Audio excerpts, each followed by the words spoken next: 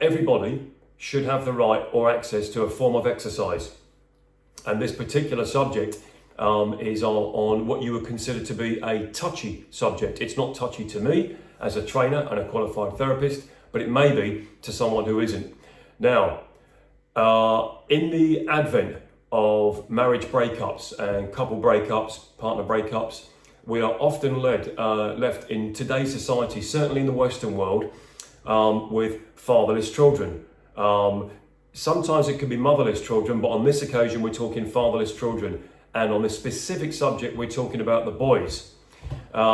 If a boy, let's say between the age of, from after just a year old to, let's say, I don't know, maybe 8 or 9, the exact number is down to you. You may have experience in this, being a single mother. If a boy is left by the father and doesn't have a father figure in the house, let's just say the boy only has his mum to live with, or he has a sister as well.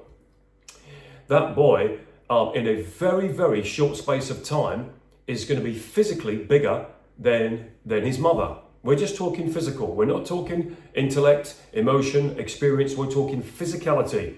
By the time that boy is 13, 14, certainly 15, 16, it's very probable he's going to be physically bigger than the mother. And what happens is, when there's a mum left in the house on her own, and she has to go to work to earn a living, to pay for her children to grow up and live and eat, and she may have multiple boys as well. She could have 2 or 3 boys. I'm just basing this on one. It's likely that the mother eventually, over a space of time, is simply going to physically, mentally, emotionally wear out. She's going to get run down through lack of help. And what she is predisposed to do, not every occasion, this may not be you, Mrs. Smith or Mrs. Jones, from wherever you're watching around the world, but everybody knows someone who's a single mother raising a boy on her own. That boy will become dominant in the house, physical, because that's part of his makeup, his physiological makeup. He'll become dominant, where he can eventually ignore the mum's advice, ignore the mum's care and love and intuition and experience what's best for him, because the boy becomes a bigger boy and a young man. Now, it's likely that when the boy's at school, I don't know the exact number, I'm going to throw a guess out there.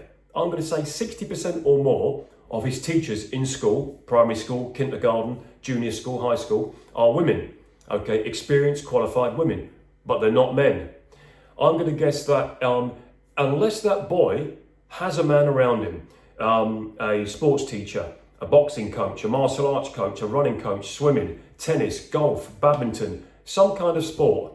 It hasn't got to be a combat sport, but some kind of exercise, gym training, anything. It could be going on walks. If he's not got a male figure, a man around him to teach him sports and exercise, okay, for fun first, because he's a young boy, he wants to enjoy himself. I was fortunate. I didn't grow up in a broken home. My parents met in the 1960s, and here we are now, 2025. And for their benefit, they're still together now.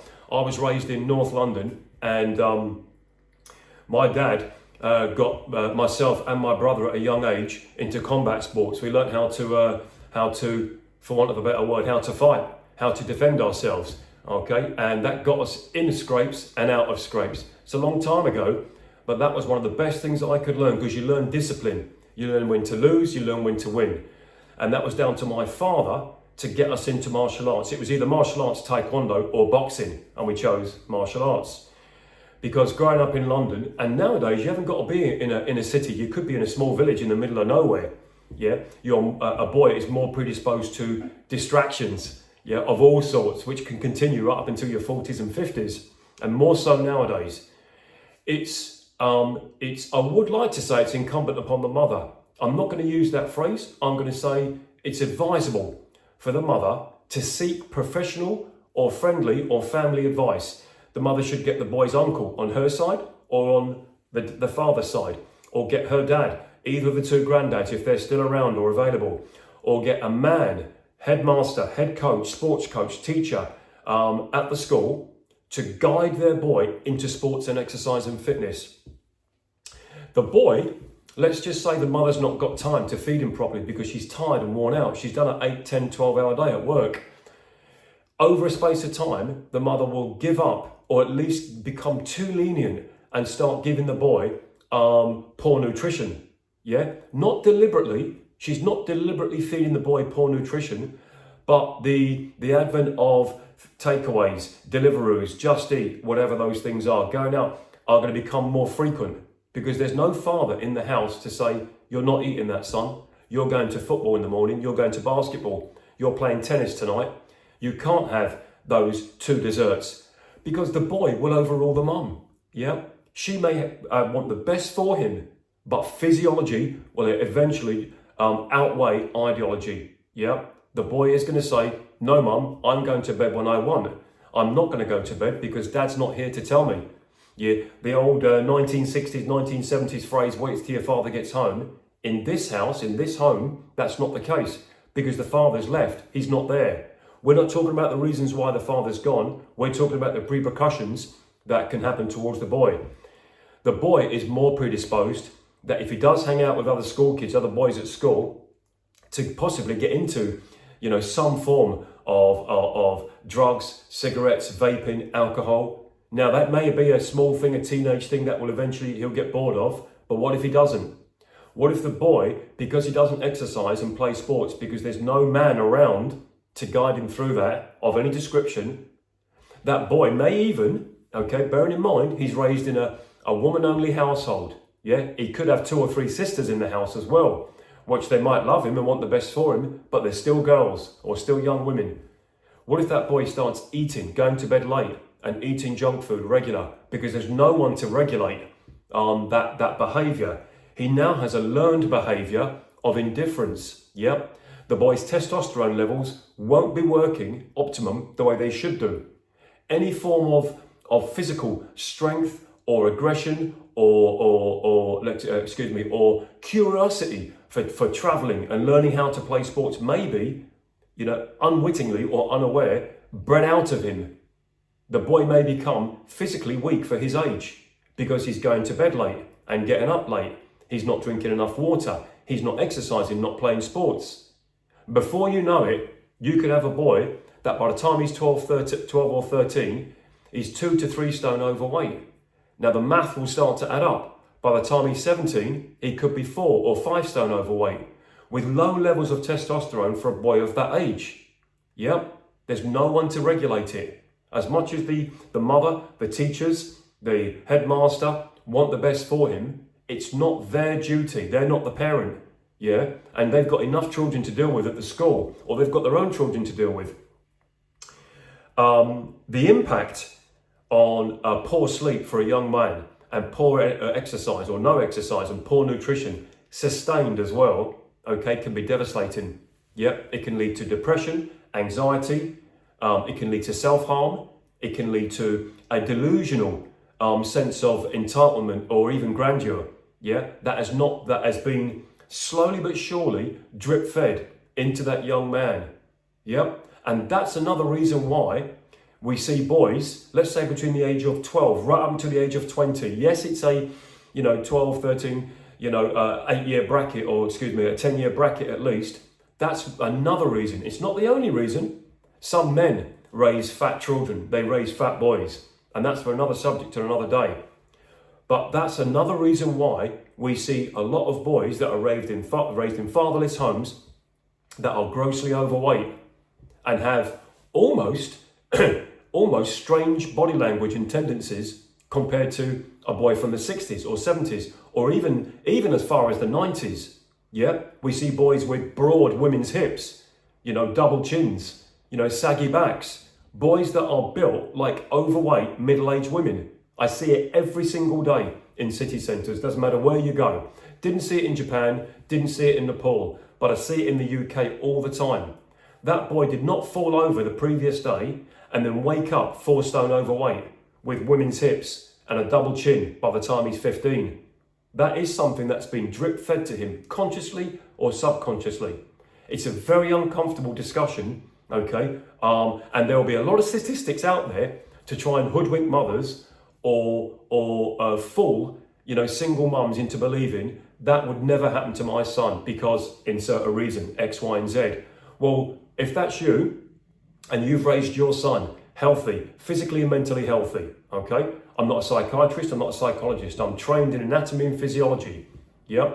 You don't need to push your son into therapy with another woman, another mother figure. No, get your son interested in nutrition and exercise.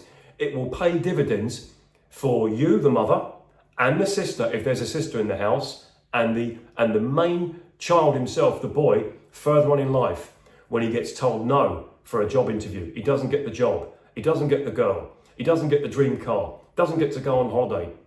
He's physically and mentally more prepared for the answer, no, not today, thank you, no. If a boy is unhealthy, overweight and out of shape and have got low testosterone levels for his age and got increasing female hormone, estrogen levels in the body as a result of poor sleep, poor nutrition, lack of exercise, and actually another thing as well, and this is a matter of the eye test, strange body language as well for a boy.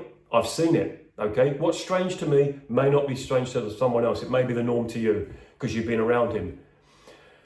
Now, just to actually conclude this subject matter, I would say it's not something we can fix overnight. It's something you can seek help from. If you're a mother and you've got your son and you can't get the father to step in and ensure that the boy is raised physically healthy, yeah, what you can do is actually contact a personal trainer. Yeah, that's my profession. Contact a personal trainer and put your case and spend an hour with your son. Bring your trainer in with your son. Bring him to the trainer with you present as well. Unless, of course, he's 18 or over, then he's now an adult. But if he's under 18, he's still considered to some degree a minor. So you come in as well. Even if you've got to bring the father in just for 1 hour, you may have the financial resources to pay a trainer to guide your son into health and fitness. That's all we're here to do. You may not, but guess what? Here's the thing, yeah? She who asks gets.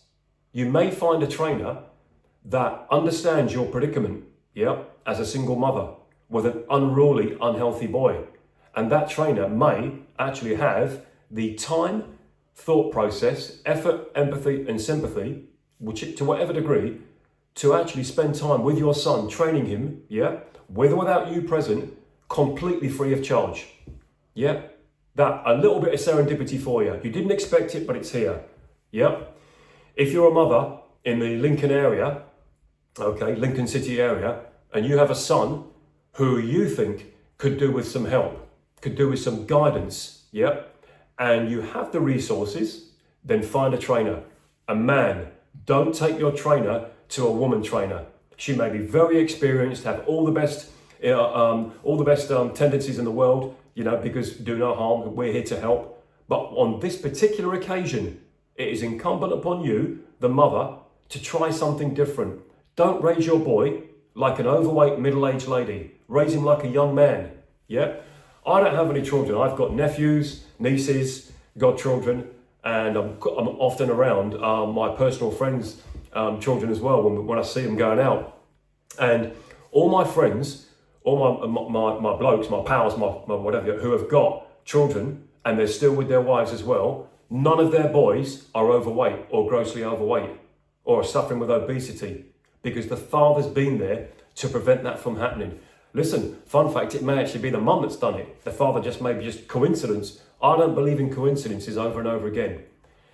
Uncomfortable subject, but remember, there's a possibility that fatherless boys grow up overweight and out of shape and depressed and anxious. Now, I'm going to put this offer out there.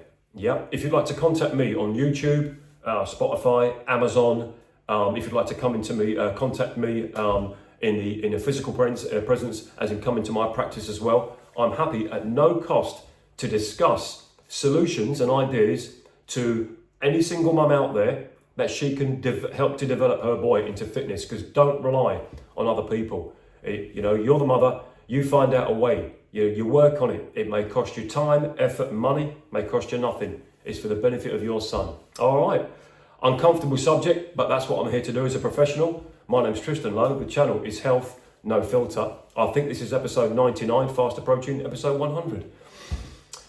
Yeah, All right, until the next one, look after yourself. Feel free to contact me. Like, subscribe to the channel.